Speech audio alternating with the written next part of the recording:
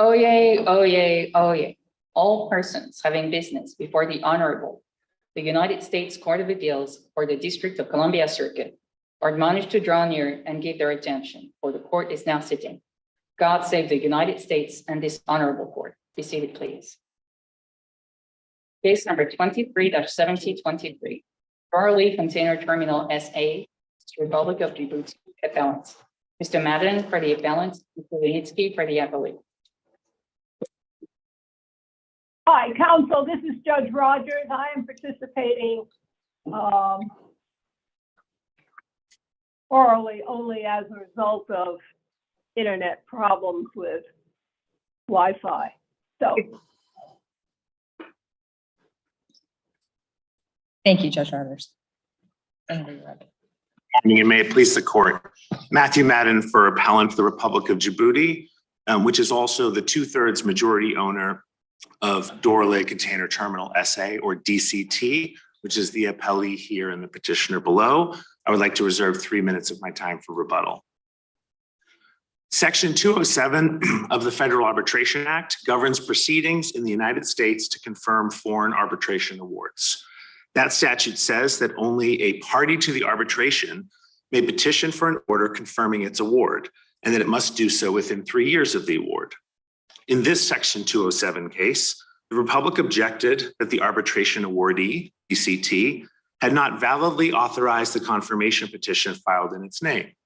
The Republic was joined in that objection by DCT's own provisional administrator, who informed the district court that she had exclusive authority to manage DCT's affairs, that she had not authorized the petition, the counsel on the petition is no longer authorized to act for DCT and was solely acting for DCT's minority shareholder, DP World Djibouti.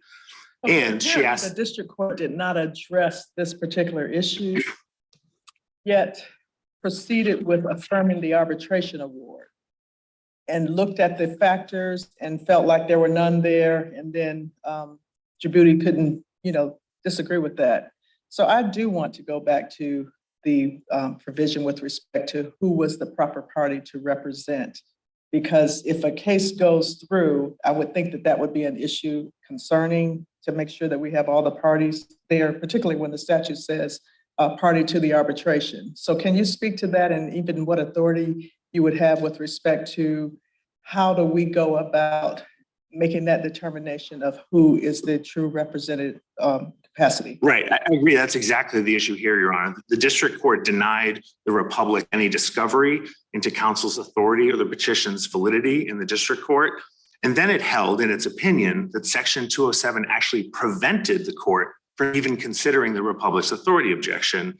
It instead ruled that whether or not counsel has authority to act for DCT had, quote, no bearing on the court's decision to confirm the awards. This court should reverse that decision for either of two grounds. Section 207's party to the arbitration requirement has to be either a merits issue on which you can deny the petition or a jurisdictional question on which you can dismiss it. But it can't be neither, which is what the district court held, which would render Section 207's party to the arbitration provision mere surplusage. What the district court did— counsel, another way to look at that, is it not, this is Judge Rogers, that jurisdictional issues, as in any civil litigation, are available to a party to a proceeding to raise, and including whether or not the plaintiff or petitioner is a proper party. And if you don't raise it timely, it's too late. Now, your argument is basically a reversal of that. Is that my understanding? No, Your Honor, two arguments here. So we do agree that the party to the arbitration argument is jurisdictional. That's how Congress labeled the statute in Section 207. No, my question did not assume that. I was asking the question based on your presentation of it. So in answering my question, do not assume that I am saying that 207 is jurisdictional. Okay. If Section 207 is not jurisdictional, if I'm understanding the question correctly, then it's a merits issue. It would be an element of a claim under Section 207 would be that it had to be brought by a party to the arbitration. The district court here held that it was no such thing at all. It wasn't an element of the statute at all, and that the court couldn't even consider whether counsel was authorized by the party to the arbitration. But just on the merits, that gets Section 207 exactly backwards. The opposition brief, in fact, concedes at page 25 that properly understood, Section 207 implicates who has a valid cause of action, a party to the arbitration. This, the opposition brief says, is a merits issue. But the district court held otherwise and said Section 207 prevented it from considering whether it had a proper party before it on the merits, and that it wouldn't even consider that question, which it thought had no bearing on the merits of the case before it. As we point out in their brief, that's an implausible way to read the statute because it also contains a 3-year statute of limitations. The 3-year statute of limitations in Section 207 is not a New York Convention substantive defense to the validity of the award. It's a rule imposed by Congress on how arbitration proceedings can be filed and proceed. Mr. Madden, if we were to agree that the court needed to decide the question of authority, is that a question that the district court would decide, or would that have to then go back to arbitration? It would be a question that the district court would decide if this court doesn't decide it on the record. So because the provisional administrator of DCT filed declaration in the record below saying she did not authorize counsel to file the petition, we believe the court can reverse on the current record. But if not, it would go back to the district court for fact finding. And that's important because— And would the district court then send it back to arbitration? No, that's what's important here. And I think the district court got this importantly wrong. Our challenge is not a challenge to the underlying validity of the awards. The awards are the awards, they're done. They were decided by the London Tribunal, and we are bringing a challenge to the validity of the awards themselves.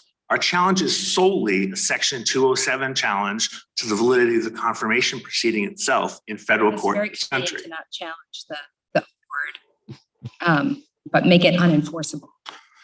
If the proper party brings the petition, if DCT's provisional administrator were to decide that that's the approach she wants to take on behalf of the arbitration awardee, then that's her prerogative. And for sure, then there would be effectively no other defenses left to confirmation and the case could proceed. But what's happened here is that she's decided otherwise and asked the court to dismiss the petition. So there's some suggestion in the district court opinion that she forfeited that argument in arbitration, right? There was no question. The arbitrator didn't decide the question of authority, and it wasn't presented to the arbitrator. So why should any of the courts consider that issue?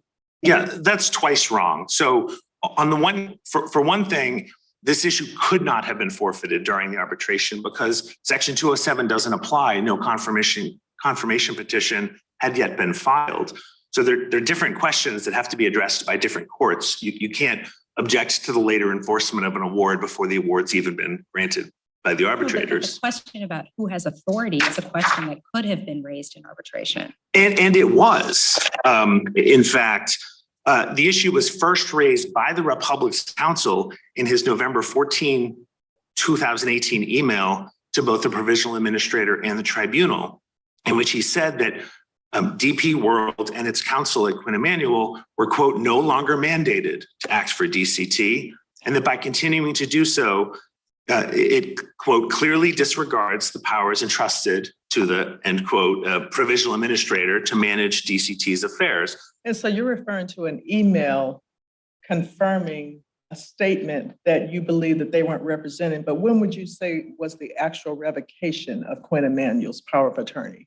Did you all do something before then? So the Djibouti Court of First Instance had appointed the provisional administrator at DCT in September of 2018 in a proceeding that DP World and its counsel did not appear at. That was later confirmed after the hearing on the counterclaims in the arbitration on November 15th, 2018 by the Court of First Instance in a contested proceeding. And then if you want to play it out, there was actually further appeals brought by DP World and its counsel in the Djibouti courts all the way up to the Djibouti Supreme Court that were unsuccessful. So eventually the order appointing the provisional administrator, giving her sole and exclusive authority over DCT, was affirmed all the way up the levels of Djibouti's courts. It was in the midst of that process that this issue was raised by the Republic's counsel in his email to the tribunal and to the provisional administrator. The district court doesn't acknowledge that email, and it's an opinion, but it's acknowledged at page 11 of the opposition brief. And in a November 26th letter to the tribunal, Quinn Emanuel admitted that the Republic's lawyer had complained that Quinn Emanuel was not authorized to act for DCT. That's at JA 422 to 429. And was this power of attorney to be governed by English law? The original power of attorney granted by DCT's board to Quinn Emanuel, which was also DP World, the Minority Shareholders Council. I believe that's the 2013 or 14 power of attorney. I believe that was governed under its terms by English law. But DCT is a Djibouti corporation its governance is responsible to Djibouti law. And all of DP World's claims to the contrary have been rejected by Djibouti's courts. And earlier you said that you're not objecting to the arbitration award itself. So you don't believe that there were any grounds for denial under Article 5. Right. To be clear, we had objections under the convention that we pressed in the district court. Those were denied, and we have not raised those on appeal. It does seem that the parties here in all of their contractual agreements were trying to avoid Djibouti law. I mean, they're governed by arbitration, they're governed by UK law. And so how does that affect the analysis of authority here? And there was a UK court that I think enjoined Djibouti from appointing a provisional administrator. Not quite. There was an injunction that prevented a Djibouti agency from interfering in a separate arbitration, I think is what Your Honor is referring to. The parties did contract to have many of their disputes governed by UK law and to be arbitrated, and many of them were. In fact, the arbitration was brought in the first instance by the Republic. We're talking about counterclaims that were brought by DP World and DCT. But the entity there's no dispute that the entity is a creature of Djibouti law that was enacted by a Djibouti statute. Its governance has to be governed by Djibouti law, much like a Delaware corporation can't contract out of Delaware law applying to its establishment in Delaware. And so once there was a disagreement among the majority and minority shareholders, the two parties here, or really the two parties here, over the governance of that entity, and the court held that it had become unable to do its business, the Djibouti court stepped in and appointed what's effectively a corporate trustee. So why did the provisional administrator here not seek to dismiss the counterclaims in arbitration? Why did she seek only to stay them? I don't know. Among other things, she didn't testify. DCT's purported counsel didn't have her appear at the proceeding or depose her. I can speculate, though, that it had to do with the fact that and you can see this, I think, in her letter, that proceedings on her appointment weren't yet final. So she had been appointed in September, as I said, in a one-party proceeding that the other side didn't show up to. There was an immediate challenge to that filed on October 4th. The counterclaims hearing went forward on November 9th. Her appointment still wasn't final at that time. It was only on November 15th that the trial court affirmed her appointment in a contested proceeding, and yet there were still appeals. So her letter says this will still be decided by the Djibouti courts. It's still an open issue, and that's why I think she asked the panel to stay the proceedings while those proceedings in Djibouti ran their course. The tribunal ended up saying, we don't need to stay this because we've already held the hearing. We don't need anything else from the parties. And so it no longer matters to us which the right counsel is for DCT. We've already heard from them. We can proceed to file an award without needing anything else from the parties. Of course, we disagreed with that decision, but I think that's why it happened on a stay basis instead of a sort of a full challenge to the counterclaims themselves. Judge Rogers, do you have any further questions? No, I think you've covered what I was concerned about. Thank you. Thank you. We'll give you some time on rebuttal.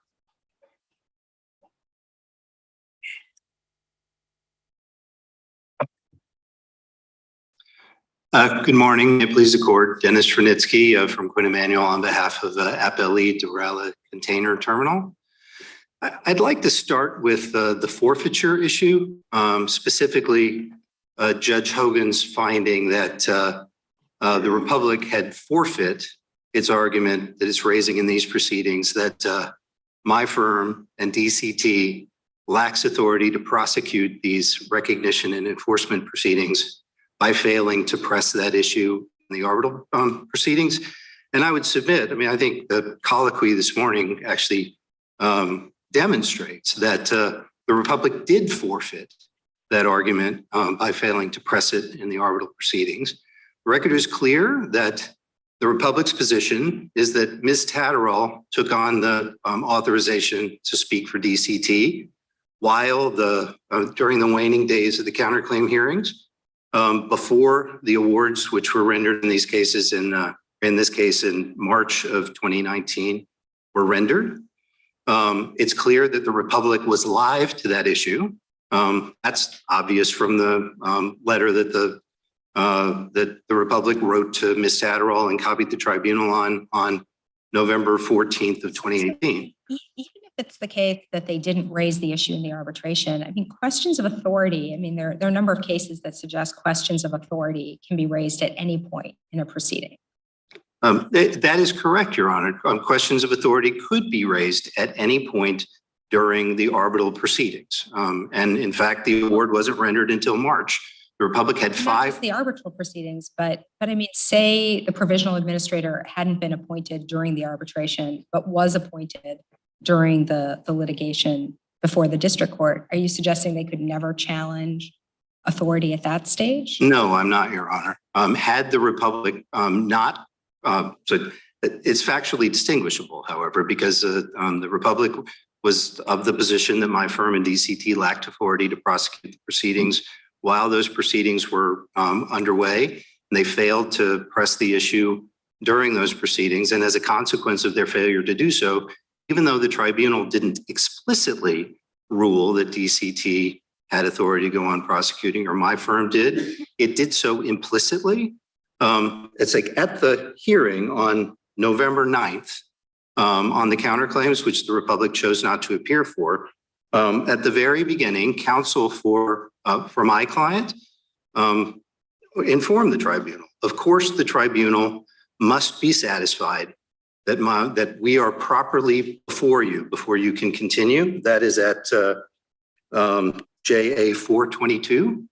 And the tribunal chose to continue with the proceedings, implicitly therefore finding that Quinn Emanuel and DCT had authority to go on, right? And so what did the district court then decide? Did the district court decide that this issue was forfeited in the arbitration? I mean, it's a little bit murky. Or is it your position that the district court could not even address the question of authority? Your Honor, had authority, had the facts that the Republic is pointing to transpired following the arbitral, the rendering of the decisions that we're seeking to recognize here, the situation would be very different. And we wouldn't dispute that the Republic would be able to raise the issue of DCT's authority and my firm's authority in the district court proceedings. But because all of that happened while the Republic had an opportunity to raise it with the tribunal and chose not to, that issue was forfeit. And by forfeit, I mean specifically the rendering of the decision, the rendering of the awards in those proceedings gave rise to res judicata effect. And that issue could not be relitigated in the district court proceedings, absent some intervening change in the facts, which is not present here. But one thing that still concerns me is that in the order, the district court says Djibouti's authority argument has no bearing on the court's subject matter jurisdiction. And there doesn't seem to be a real thorough response with respect to whether or not authority exists or not, or by whom. The district court seems to be more focused on whether to affirm the award. And I think that's a different statement from whether or not any of these exceptions are met through the authority, which clearly it doesn't anticipate that in the exceptions. And so the district court goes on to affirm the award, but really just kind of pushes aside this issue of authority without really addressing it. Well, Your Honor, I agree that the decision is not a model of clarity in terms of separating out what the court meant by finding that the argument had been forfeit from what the court meant. Well, it was clear what the district court meant when the district court ruled that question of authority doesn't go to subject matter jurisdiction or to Article 3 standing for that matter. And I would submit with all due respect to the Republic's counsel that, and I don't believe there's really any question about subject matter jurisdiction or standing here, right? The real issue is whether the argument of authority was forfeit.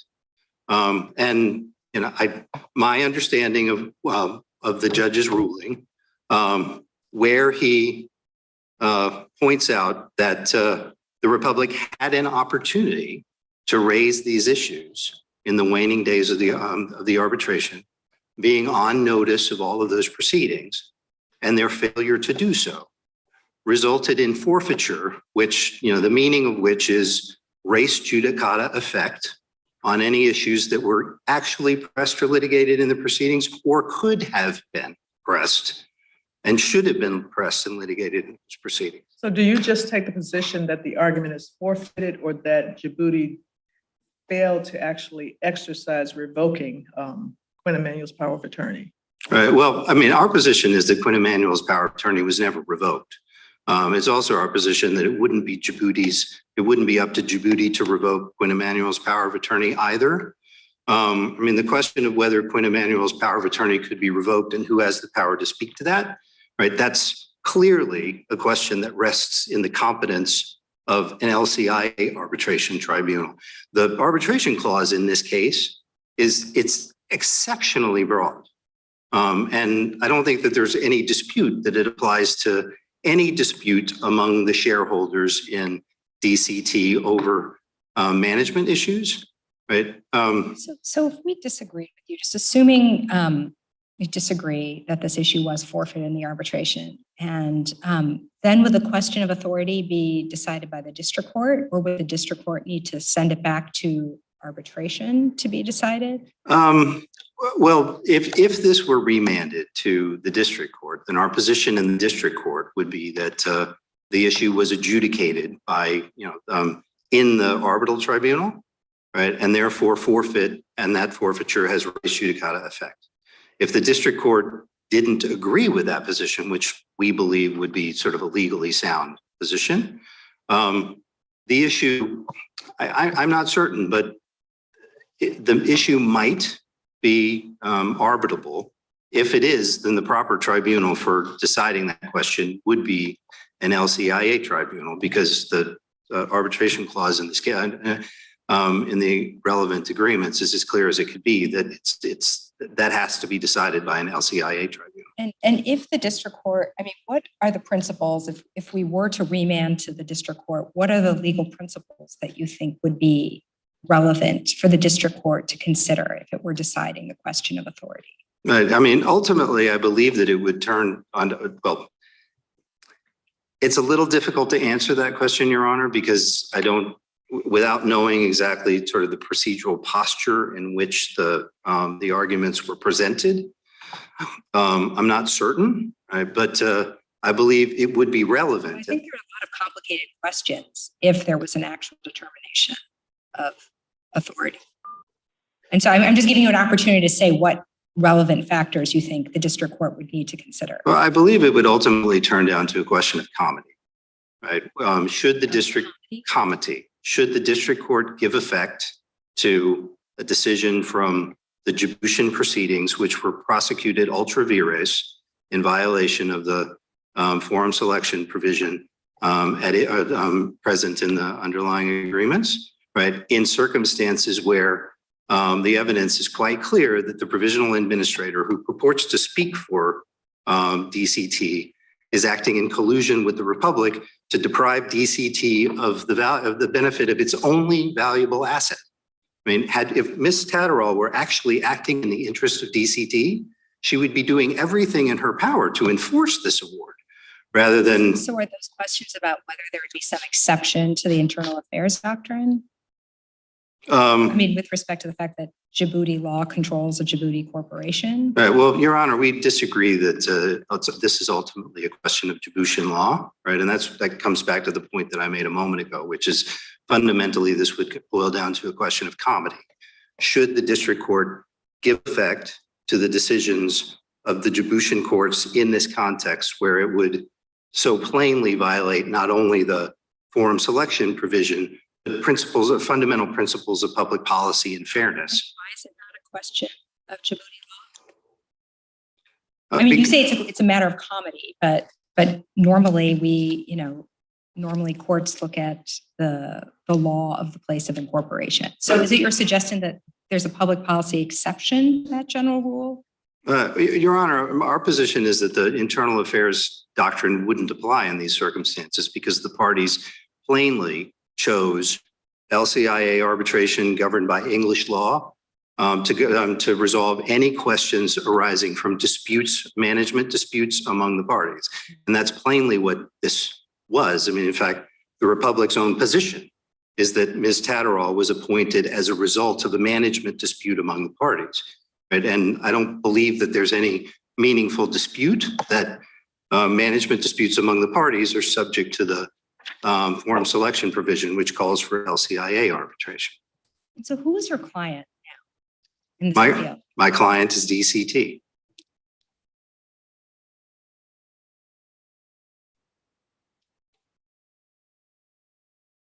Further questions? Judge Rogers, any further questions? Hi, I'm afraid you're fading in and out, Judge. Oh, I was just asking if you had any further questions.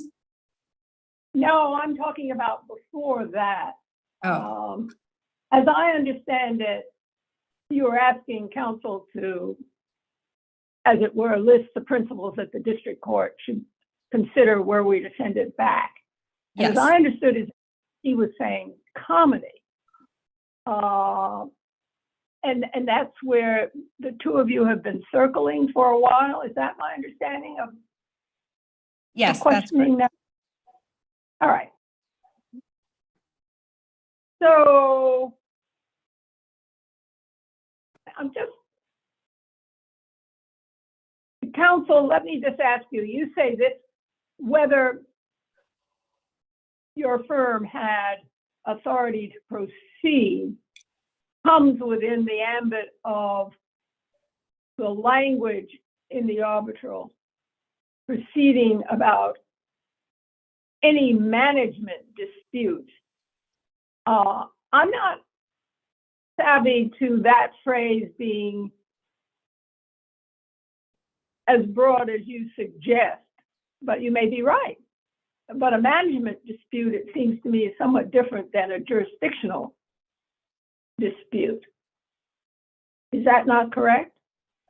Yes, Your Honor, I do agree that a management dispute is distinct from a jurisdictional dispute, although I would submit that there's really not any question about whether the U.S. courts have jurisdiction over these enforcement and recognition proceedings. The real question is whether there is a live issue with respect to DCT's authority to prosecute them and my firm's authority to appear on behalf of DCT.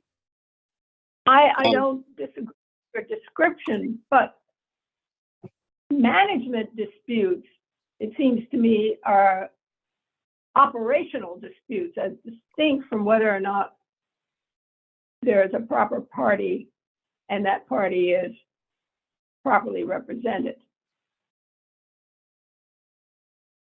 Your Honor, when I made the reference to management disputes, I was referring specifically to the fact that Ms. Tatterall's appointment as provisional administrator refers to the fact that she was appointed as a result of a dispute, a management dispute within DCT, right? And under the forum selection provision in the concession agreement underlying this dispute, it's as clear as it could be that disputes relating to the management of DCT are vested in the exclusive jurisdiction of LCIA arbitration.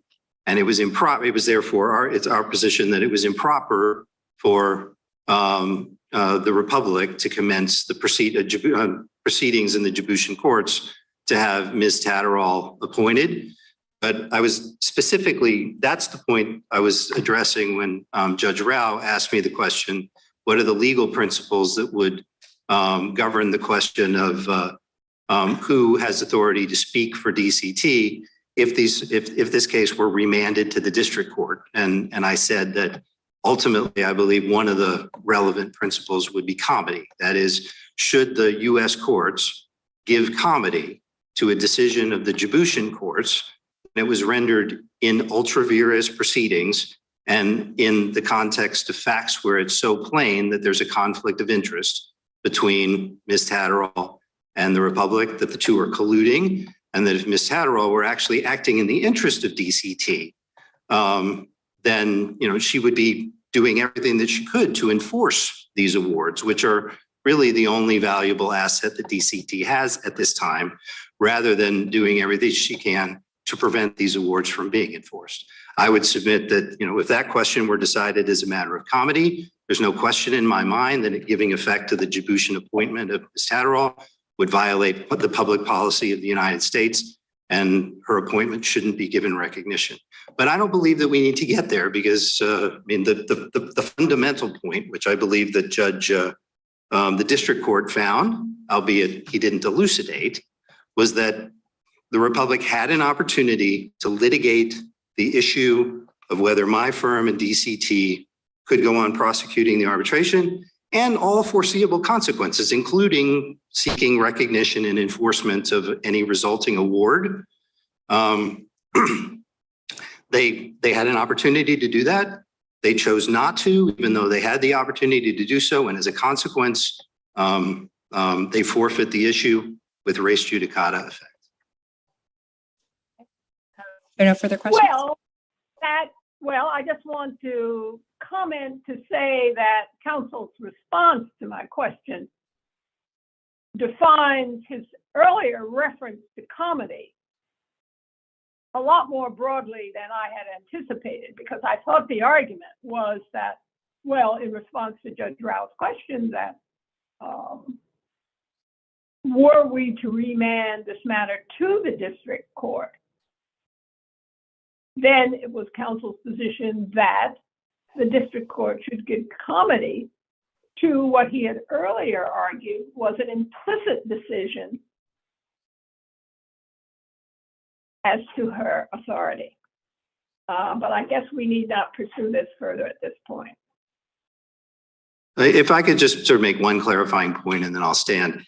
Right? When I referred to comity, I was specifically, Judge Rogers, I apologize if I wasn't clear, but specifically what I was saying is that our position would be the district court should not and cannot give comity to the appointment of Ms. Tatterall in the facts of this case. Thank you. Thank you very much. Give you 2 minutes on rebuttal. Thank you, and I'll try to be brief. The real problem in this case is that the district court believed it could not consider any of these questions about authority presented in the case. And the key passage is at JA 677, where the court says further, after finding it has subject matter jurisdiction to hear the petition, this court cannot consider Djibouti's authority argument as an independent ground on which to dismiss the petition. So the court didn't consider Ms. Tatterall's declaration in which she said she had exclusive authority and had revoked any authority held by opposing counsel to represent DCT. It just didn't address these questions. If the court were to remand, what would the analysis look like, Your Honor asked? First of all, we should be entitled to the discovery we sought in the district court, where we proposed simple interrogatories and document requests to get a sense of who does counsel actually represent? Who is directing counsel's work, supposedly on behalf of DCT, and on what basis? All of that was denied because the district court believed these questions had already been forfeited in the arbitration and were relevant to the proceeding in federal court in this country. Second, on forfeiture, counsel said a couple of times that the Republic failed to press the issue, that it had an opportunity to press the authority question, but chose not to. Again, that's just not what the record shows. The Republic's November 14th email says that counsel's continued operation on behalf of DC clearly disregards the powers entrusted to DCT's provisional administrator. And then in Quinn Emanuel's own November 26th letter, it agreed that the Republic had complained that Quinn Emanuel was not authorized to act for DCT. That's a quote at 422 to 429. And then finally, just on jurisdiction, there was no argument in opposing counsel's opposition brief or today to explain why Congress chose to title Section 207 a jurisdictional provision if it wasn't referencing the 3-year requirement or the party to the arbitration requirement. As we say in a footnote in our reply brief, that can't refer merely to the invocation of jurisdiction elsewhere because other similar provisions in the Federal Arbitration Act aren't titled jurisdiction because they don't have a party to the arbitration requirement. Thank you. Okay, Well, thank you. this court, well, the Supreme Court has discussed titles that refer to jurisdiction and decided a number of cases to try to clarify the limitations of what that titling meant. So I don't think that's a very strong argument because it came out, not in a way that would favor your position. That basically, said that Congress is pretty casual about what it meant by titles. Yeah, it's not our position, Judge Rogers, that every statute in the U.S. Code that has the word jurisdiction in its title necessarily is a jurisdictional provision. Statutes, of course, are interpreted in context. I understand, but it's just a question of now that the Supreme Court has clarified all that, have you met the requirements that the Supreme Court has established? As to Right. when it imposes a jurisdictional limitation. Yeah, I think I understand it. And the Supreme Court has certainly said there is a clear statement rule and it must be clear that that is Congress's intent on the record.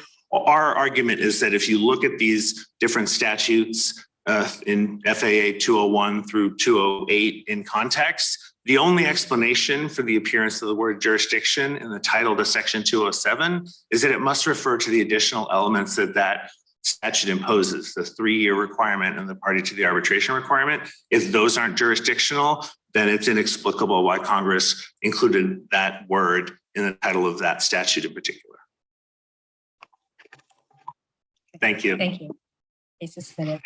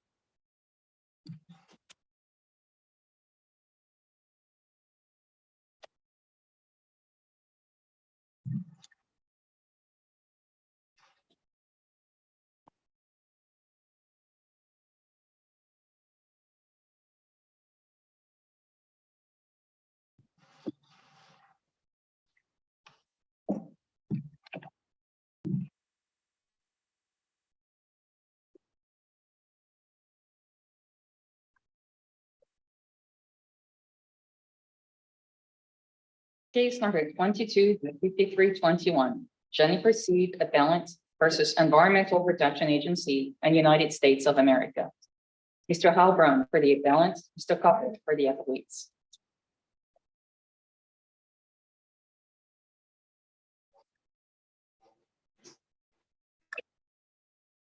Judge Rao. Good morning. Judge Childs, good morning.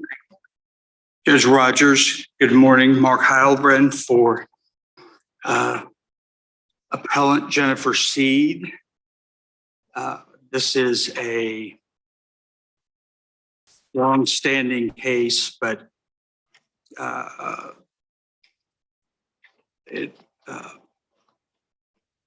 sorry, may it please the court.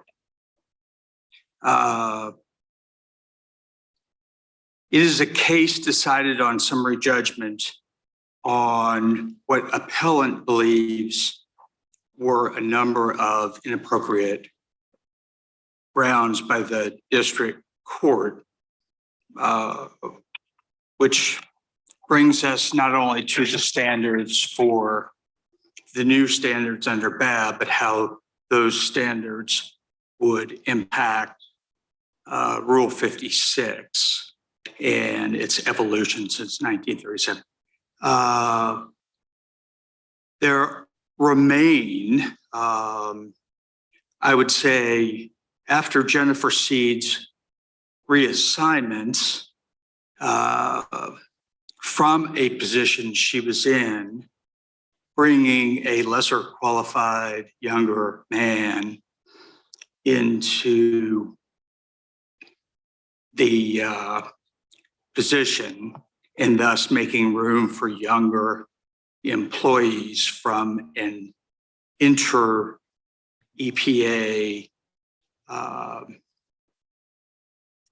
program at American University. So what is your evidence of either direct or indirect evidence of that discrimination? So under BAB, it is Dr. Saad's contention that the direct evidence standard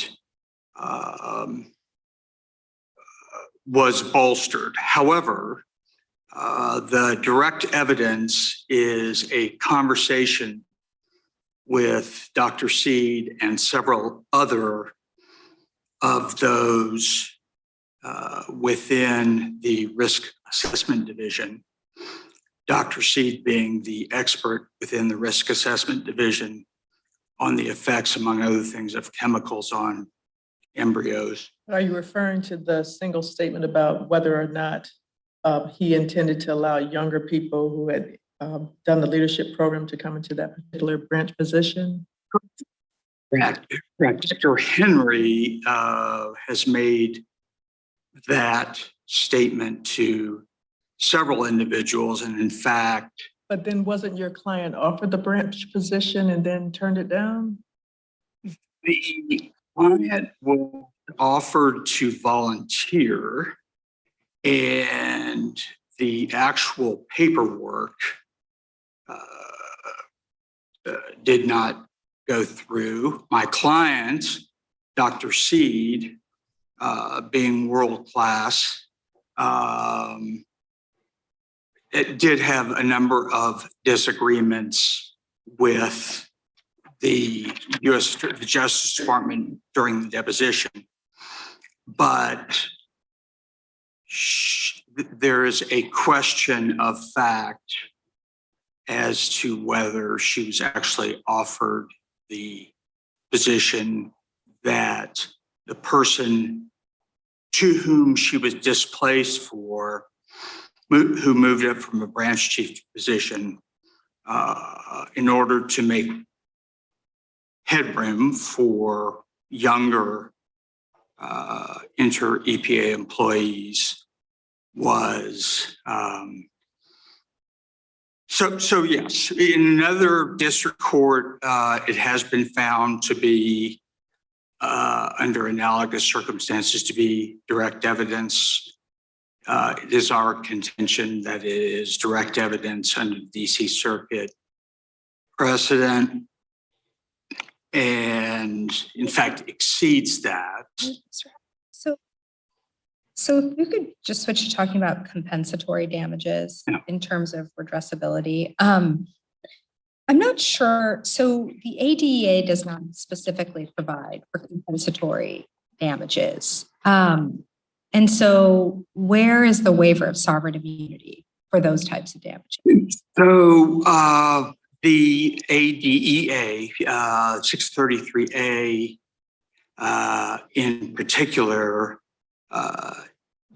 does not, but Chief Justice Roberts has, going back to 2008 in Gomez-Perez and forward, joining the majority, did not disagree that compensatory damages, and in fact,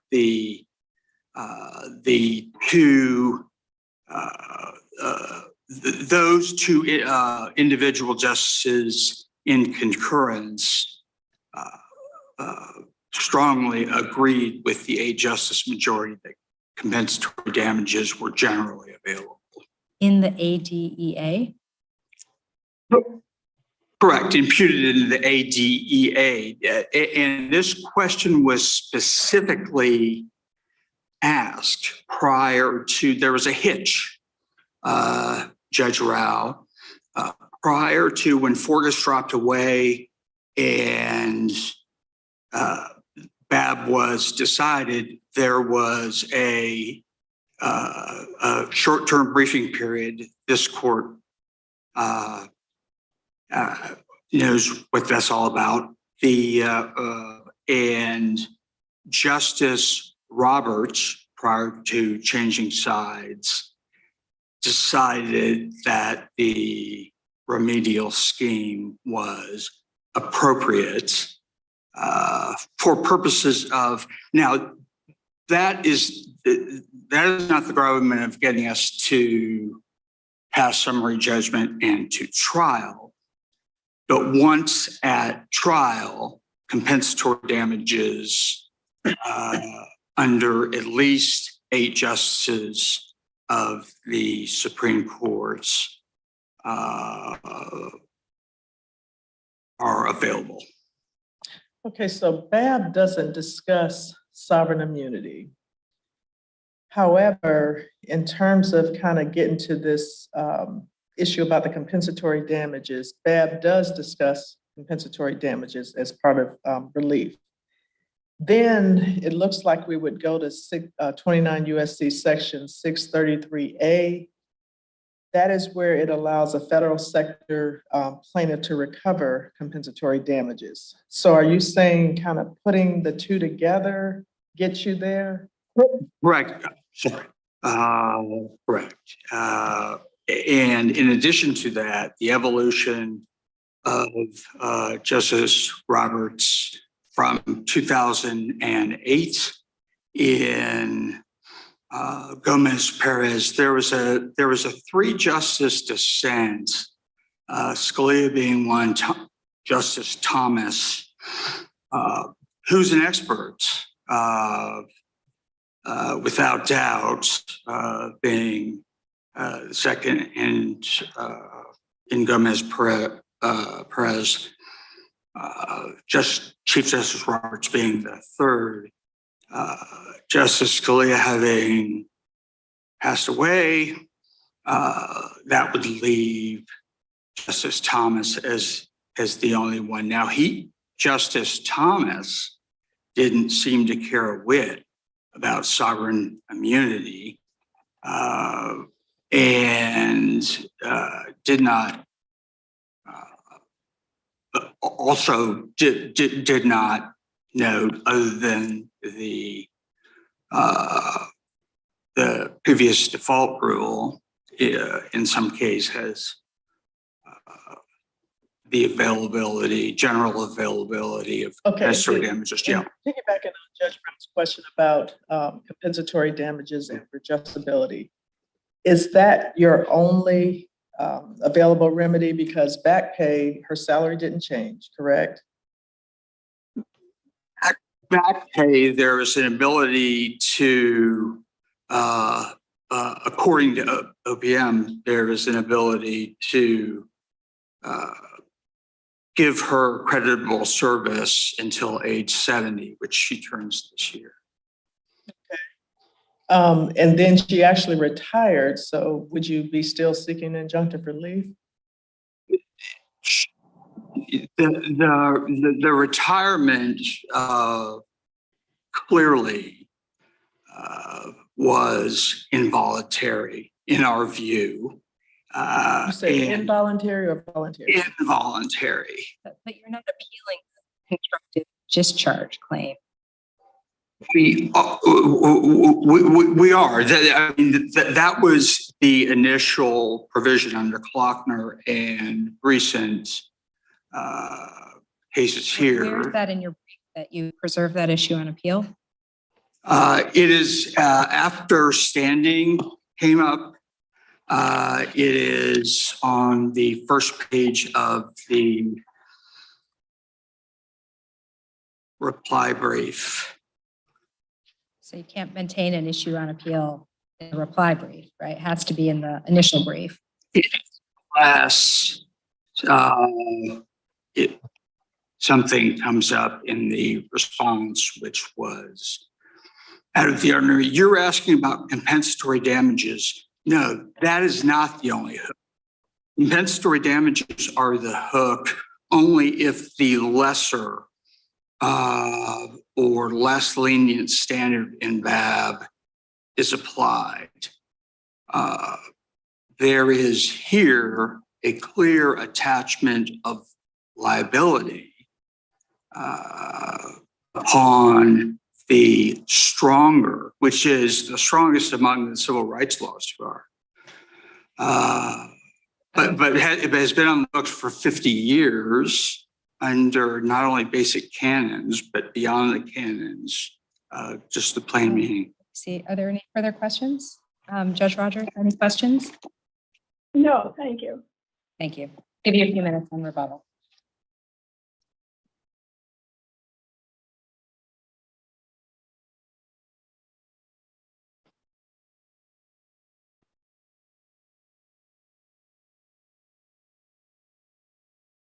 Morning, Your Honors.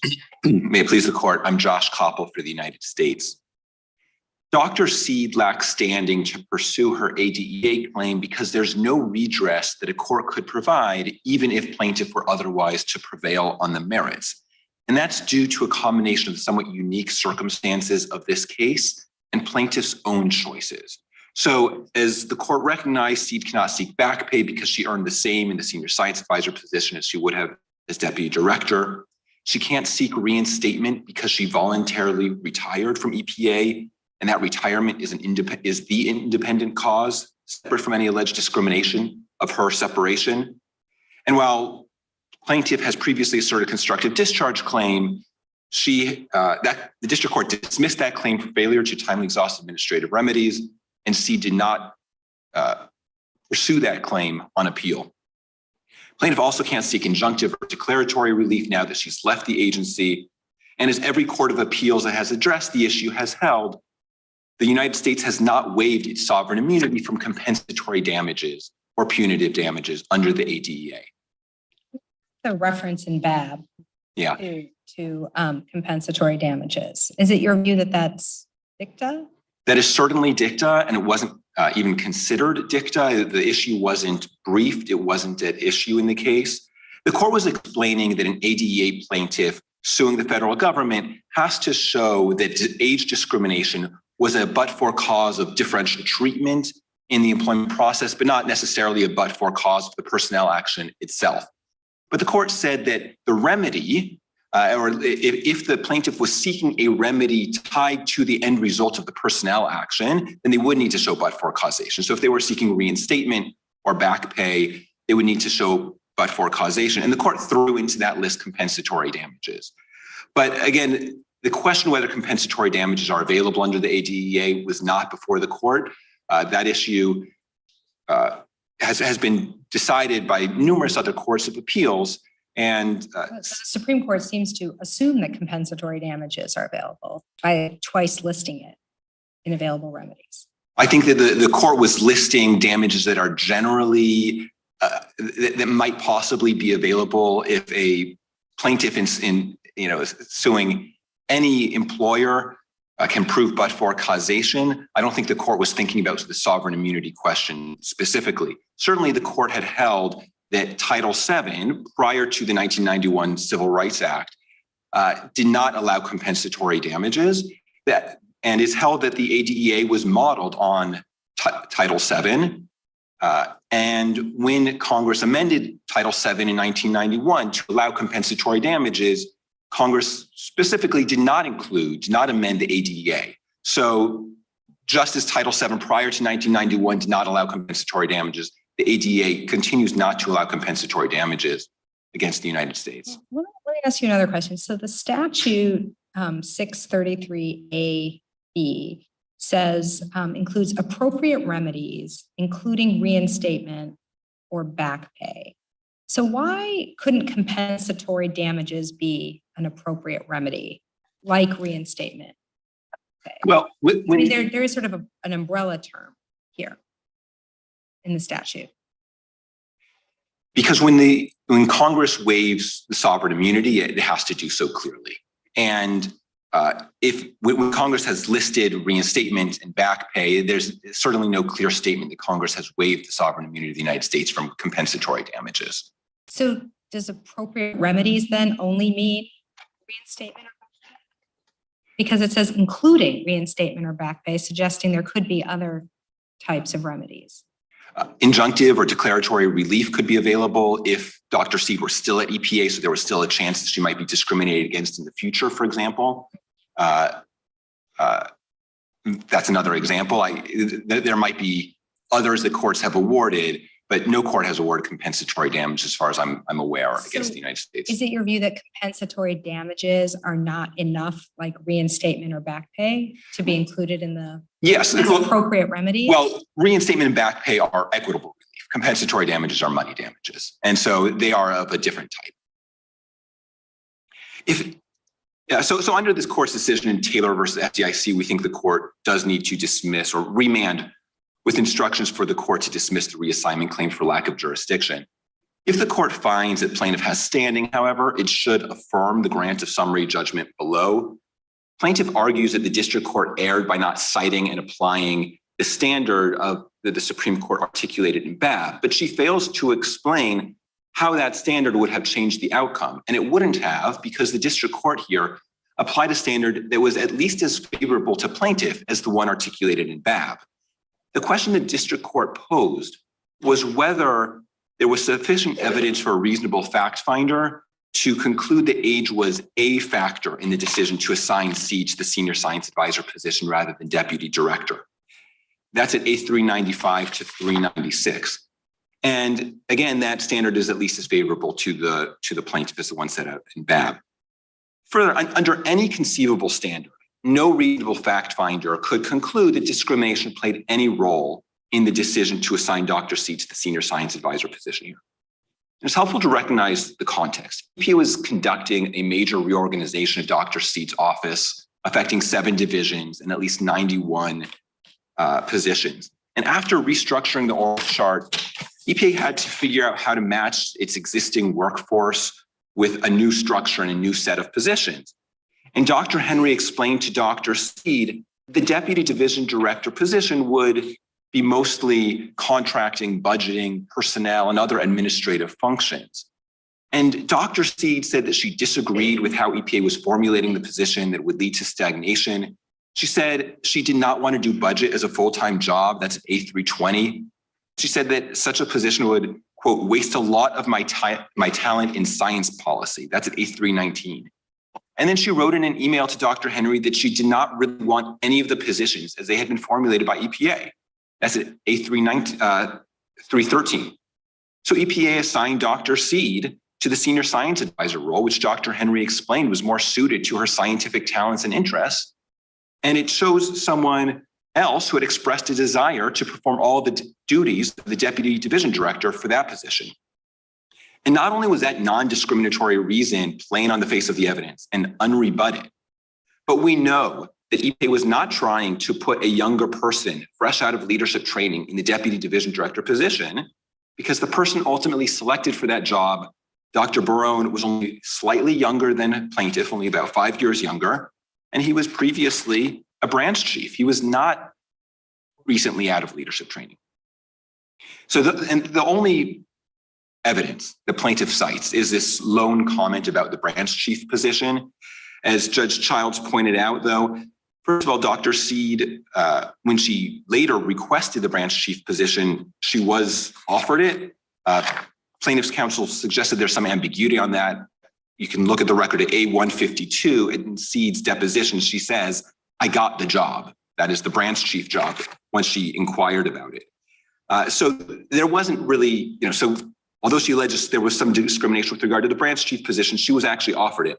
And second, she has demonstrated no nexus between this comment that was directed specifically at the branch chief position and the decision that she actually complains about, which is the decision regarding the deputy division director. And again, we know that in fact, the person ultimately hired for the deputy director position was not a younger employee fresh out of leadership training. So on these facts, no reasonable fact finder could conclude that age played any role in the employment decision that Dr. Saad complains about. If there are no further questions, we ask that the court remand with instructions to dismiss for lack of jurisdiction or affirm the grant of summary judgment below. Thank you. Thank you very much.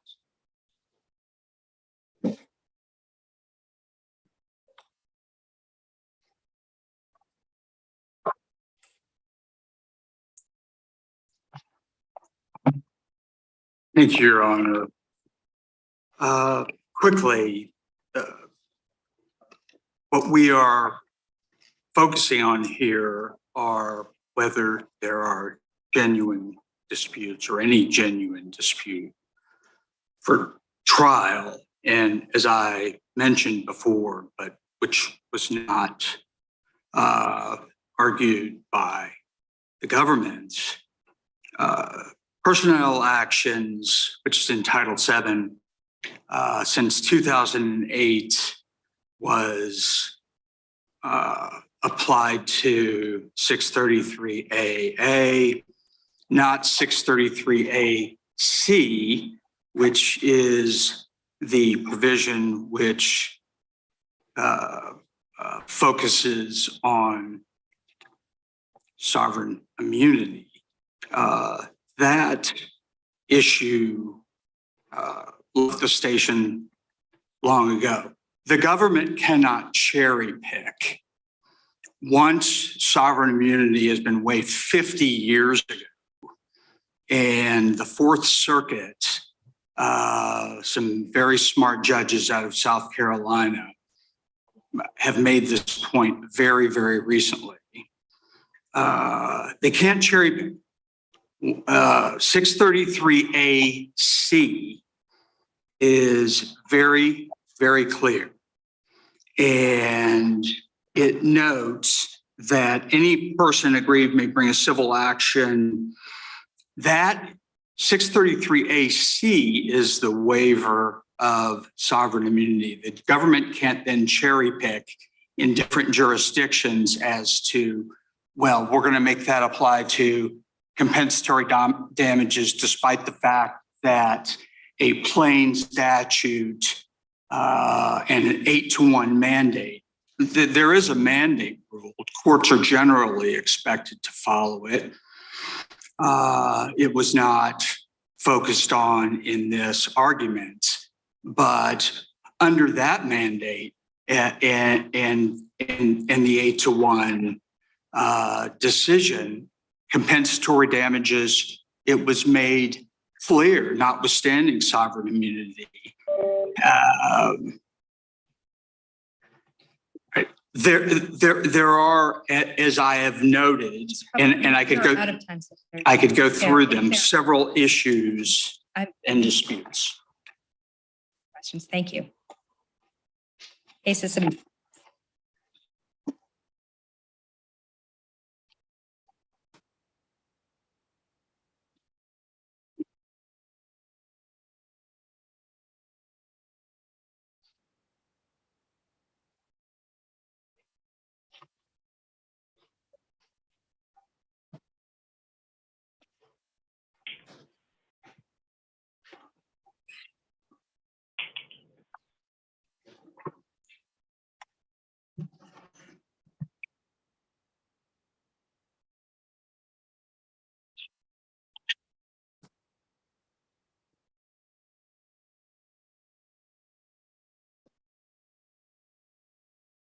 Case number 22-7150. Saad Aljabri, Doctor, Appellant versus Mohammed bin Salman bin Abdulaziz Al Saud. Ms. Harrison for the appellant, Mr. Kellogg for the appellates.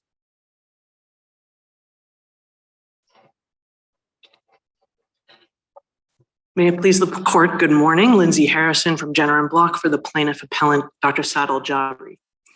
This case involves an effort to hunt, target, and kill Dr. Saad Aljabri, the key Saudi intelligence partner of the United States since 9/11.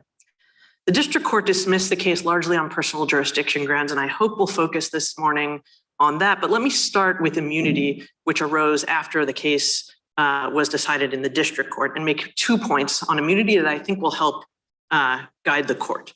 So the first point is that regardless what the court does with respect to bin Salman, it has no impact on the case against Bader al-Assakar and all of the other defendants, all of whom participated in a scheme to target and kill a key US intelligence asset by hunting for him on US soil. And we'd ask the court to focus particular attention on Bader al-Assakar, who directed the hunt for Dr. Saad in the United States. So are we assuming that you're essentially waiving your argument about the status-based immunity with respect to bin Salman? No, Your Honor. We press those arguments, but I think on that issue, there's something that the court could do that would help clarify things, and that's call for the views of the United States. The United States has not spoken yet in this case. They filed a suggestion of immunity in a different case. And let's talk about that. It did say this case. And so I know you're focusing on those words, but if you read the rest of the opinion, it also states that the immunity is allowed while in office. Yes, that's the time period. But what happens is that the United States files suggestions of immunity and has said again and again that it reserves the right to take a different position on immunity, status-based immunity, in different cases. And so that's why I think calling for the United States to come in and tell you what they think is better than saying that the court simply lacks the authority to answer the question, because in a different case, the United States filed a suggestion of immunity. The court has, the head of state immunity is turns on common law, where there's been no suggestion of immunity from the government. And so it's certainly within the authority of the court to determine that Mr. bin Salman is immune. Yes. You're not suggesting that that's outside the scope of our authority. No, not at all. What I'm saying is I think my friends have argued that because a suggestion of immunity was filed in a different case, that this court has no discretion and has to say that he's immune. And what I would say is the United States has not come in this case. Even if we have discretion, why wouldn't we defer to the previous suggestion of immunity in a different case? Or why wouldn't we at least consider that to be highly probative evidence in making our own independent determination? I think it would be evidence that the court obviously could consider. I think we have, two good reasons why it's not decisive. One is that the United States hasn't come in here and they also haven't revoked their previous suggestion of immunity. Right, and well, it wasn't filed in this case, so it would be, that case is done, so there's no live controversy in which they would evoke that suggestion of immunity, but they have been silent here, and I think that silence could be telling, particularly because it's a different plaintiff who has a very strong relationship with the United States intelligence community. And then the second reason is that suggestion of immunity was filed very, very quickly after the appointment was made. And it's now been 2 years. There have been a whole series of meetings, cabinet meetings and so on, that have been chaired by the king, not by bin Salman. And so I think that would be considered probative. But I think the way to make this easier is to call for the views of the United States. It can do no harm for the United States to come in and tell you what they think. Could make it very easy if the United States says that they believe he is immune, and it could be quite probative if the United States says that they're not going to take a position in this case. How do we do that? Or are you suggesting a remand to the district court to do that? No, I think this court could call for the views of the United States and then could decide that question. And then in the meantime, the court could reach the jurisdictional questions, which I think the district court aired regardless of what you think with respect to immunity. So call for the views of the United States.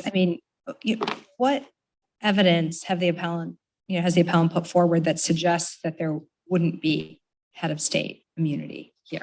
So number one is the fact that bin Salman has asked the United States to come in and the United States has been silent. And number two is the evidence that we cite in our brief about the way that the appointment was purely nominal and how, in fact, the king remains both head of government and head of state because he retained for himself the authority to chair cabinet meetings. And the only time bin Salman is actually functioning in any way as head of government is when the king is not there, which means he's not head of government. But I agree that there are very substantial separation of powers, comity, and other issues that make it a hard question, no doubt. And that's why I think if you ask the United States to come in on it, it can make it a much easier issue for the court to decide. But in the meantime, I think our personal jurisdiction arguments remain extraordinarily strong, even if bin Salman is not in the case. And the district court's error with respect to personal jurisdiction was really discounting allegations and not accepting them as true, and sort of not looking at the complaint as a whole. And here, I think there are three key pieces of evidence the district court ignored or discounted. The first is that within 5 days of both bin Salman and Al-Assakir personally pressuring Dr. Saad to return to Saudi Arabia, strangers who had never before been known to Dr. Saad's family start looking for members of his family in the United States. At least 4 people who are previously unknown to the Aljabri family start asking, where is your son? Where is your wife? We're looking for you. The timing of all of those things right after Al-Assakir and bin Salman have said, where are you? Come back here, is very suspicious. Second is at the very same time that all of these Saudi strangers are looking for the members of the Aljabri family in the United States, Dr. Saad's son-in-law in Saudi Arabia is being tortured. And he is being asked, where is Dr. Saad? This is all happening simultaneous with these strangers looking for him in the United States. And third is that in viewing these very same facts, the FBI concluded that Dr. Saad was in danger and conveyed that it was itself investigating the hunt for Dr. Saad and that he should be on alert that he is in danger. The FBI does not use its limited resources to investigate the implausible. Those 3 facts, the district court discounted and said, well, this just seems like innocent people, looking for someone to get in touch with them. But when you look at all of those things together, which the district court didn't do, we think that demonstrates quite plausibly a hunt in the United States on US soil for Dr. Saad with the aim of killing him. I'm interested in whether, on this question of whether there should have been more jurisdictional, or the district court should have allowed jurisdictional discovery. So the district court did not, and I guess I'm interested to understand why you think that was an abuse of discretion, because there were a number of points. I mean, even if some limited jurisdictional discovery could show minimum contacts, the district court, the district court thought that it wouldn't comport with, traditional notions of fair play and substantial justice. So where's the abuse of discretion? So the abuse of discretion is in the fact that I think jurisdictional discovery would have demonstrated an even stronger connection to the United States and to action that took place on US soil, which I think is part of the balance of factors that a district court considers in making that judgment about whether exercising jurisdiction comports with fair play and substantial justice. I think if there were more contacts, if discovery showed that there were more contacts with the United States, that would affect the fair play and substantial justice problem. That's correct, Your Honor. And I think that has to be right because the interest of the United States in having jurisdiction over the dispute is part of that analysis. And if for example, the defendants were sent on land through the United States in order to get to Dr. Saad and kill him, the United States obviously has an extraordinarily strong interest in retaining jurisdiction over disputes in which foreign actors are sent through our borders in order to kill our intelligence partners. And I think the fact that the district court sort of assumed the answer to the fair play and substantial justice test without considering whether discovery would be probative of any of the factors was an abuse of discretion. How do we get beyond this being kind of inner politics? I mean, you got the Saudi against the Saudi government, and we're required to look at personal jurisdiction from the standpoint of very strong US interests. And I know you're indicating some connection with the intelligence community, but on the Khashoggi matter, much stronger, there in terms of how the US supported that particular assassination, essentially. So let me answer in two parts. So the first part of the question, I think, is this about the Saudi prince wanting to solidify his standing in Saudi Arabia as opposed to in the United States?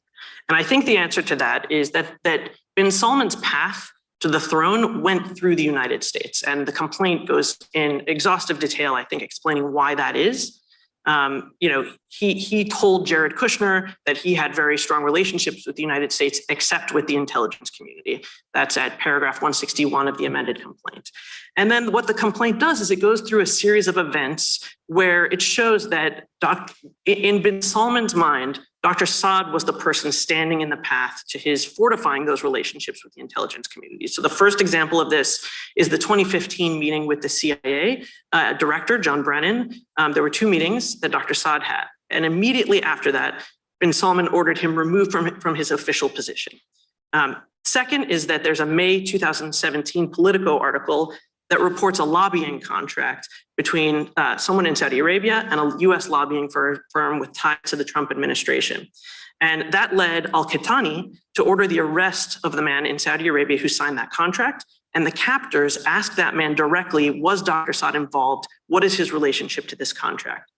And then the third is that the US investigation into the murder of Jamal Khashoggi is actually what a complaint alleges prompted the Tiger Squad to enter Saudi Arabia 13 days later after the Khashoggi killing in order to try to get at Dr. Saad. And I guess that's what I'm getting at.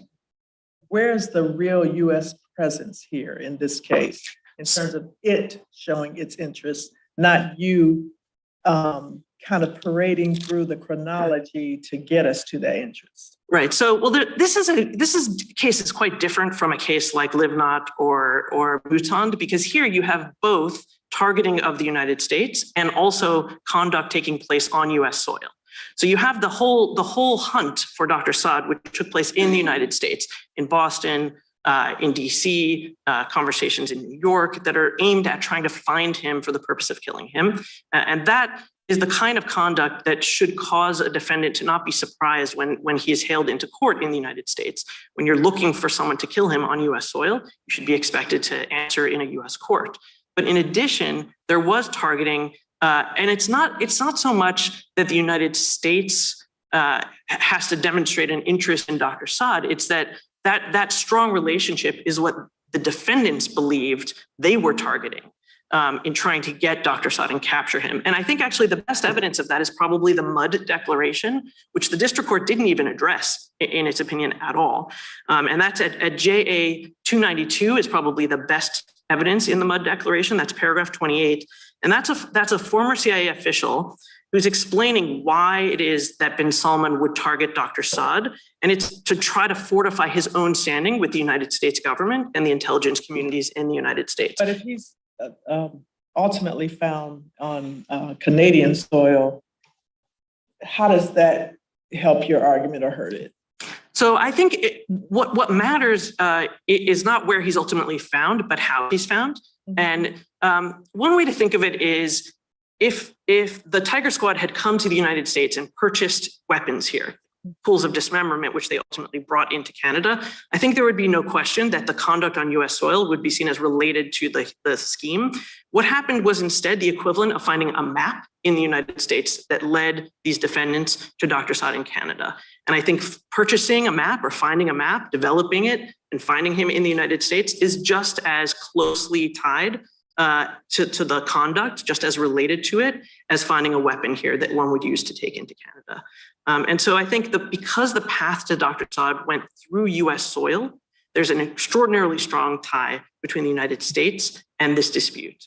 And it's the combination of that US soil conduct with the targeting the United States' most important intelligence partner from Saudi Arabia since 9/11, the person whose relationships threatened bin Salman and his team, that are the reason why none of these defendants should be surprised to find themselves answering in a US court on these claims. See if there are any further questions. Okay, thank you.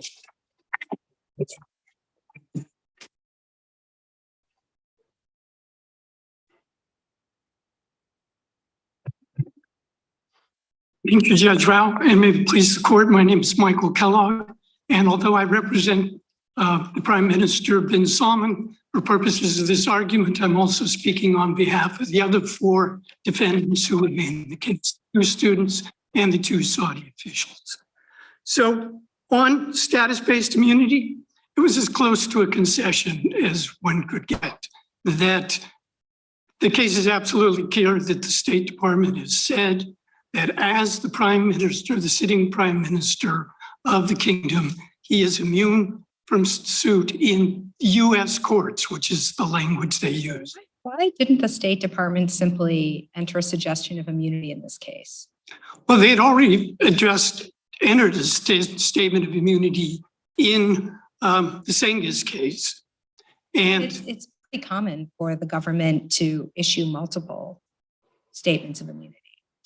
it is also common for them to issue a single one that's used repeatedly in other cases, which is the fact here. It's important to understand the timing. When they issued the statement of immunity in Cengiz, Judge Kelly had already dismissed this case on personal jurisdiction grounds. So there was no need for the United States to enter a new one after the case had already been But it does dismissed. say in this case, and even though it says you get the immunity while in office, why was it necessary to use those words? The words, But I'm just saying, piggybacking on Judge Rao's question about continual suggestions of immunity, it seems like they would want to be notified, the inquiry made for the particular case. So they're speaking on those facts and circumstances in the individual case. nature of status-based immunity, which is based on your status, the fact that he retains the same status today and throughout is sufficient reason to recognize that in all cases. And when And that seems perfectly fine, but I just wonder why, what do you place on the emphasis of the words "this case"?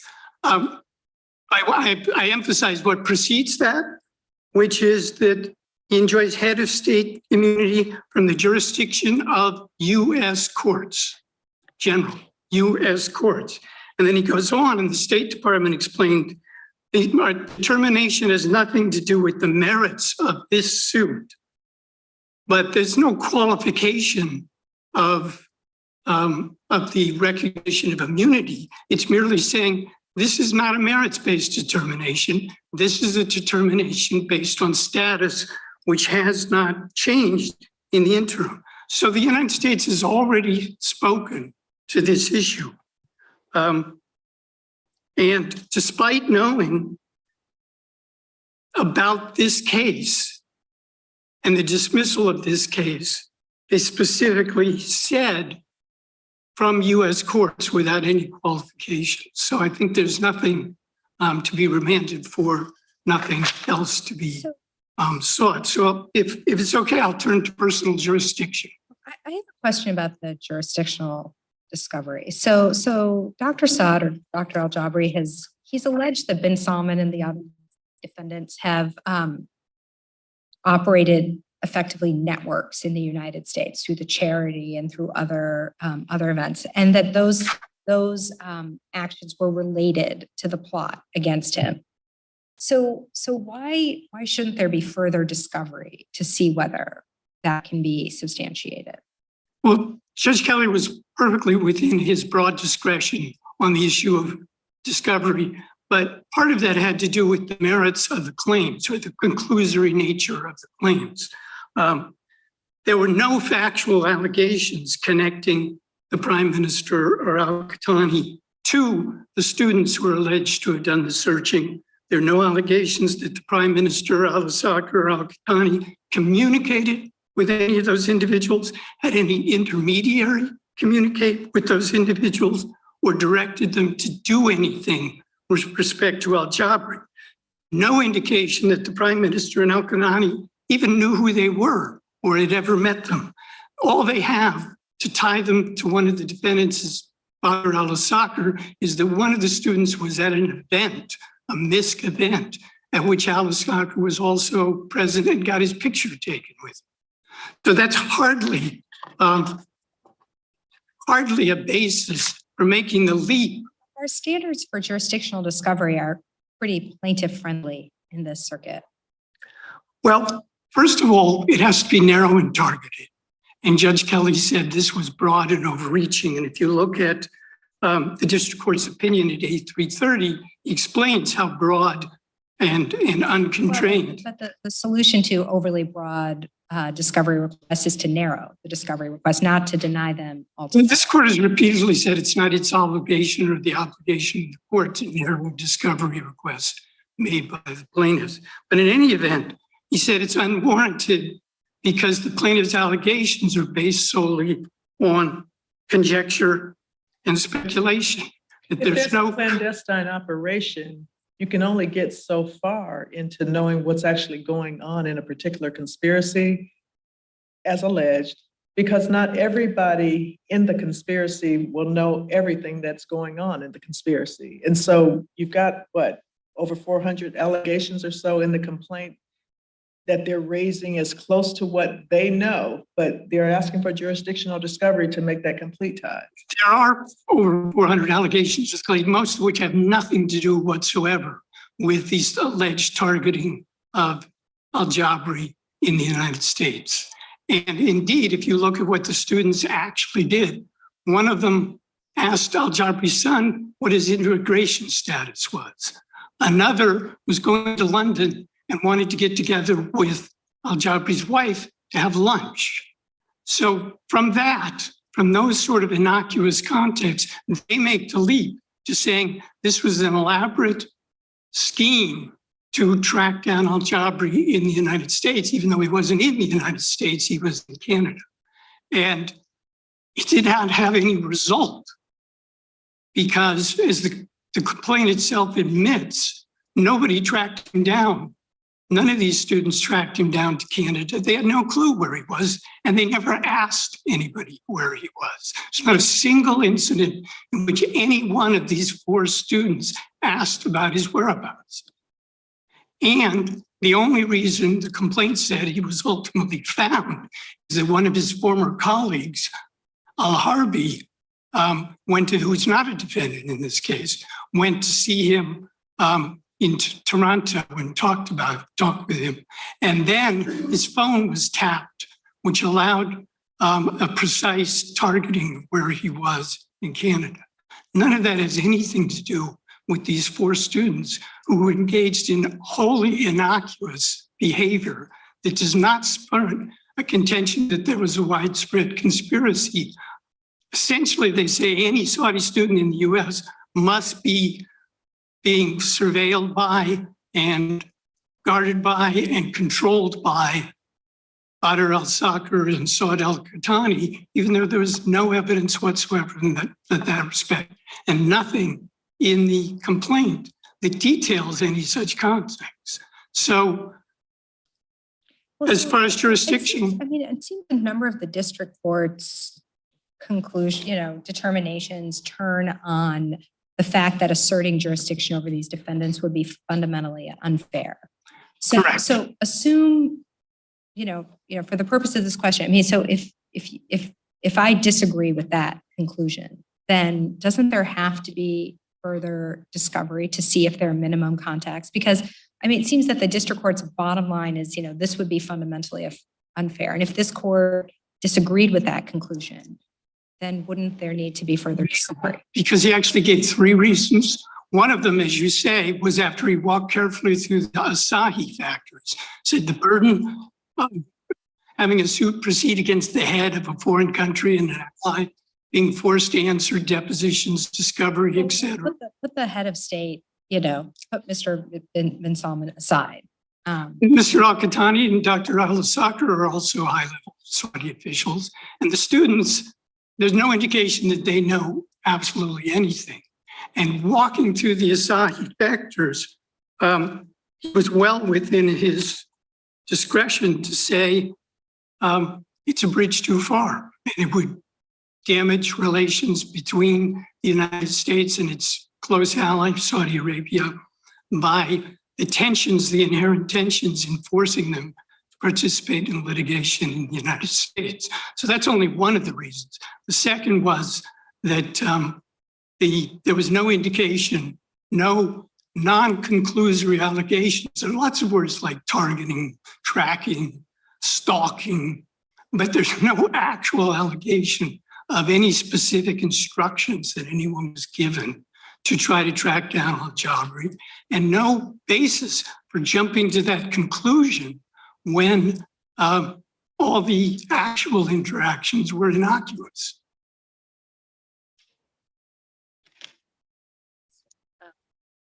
Further questions? Judge Rogers? Any questions? No, thank you. Thank you. Thank you. No.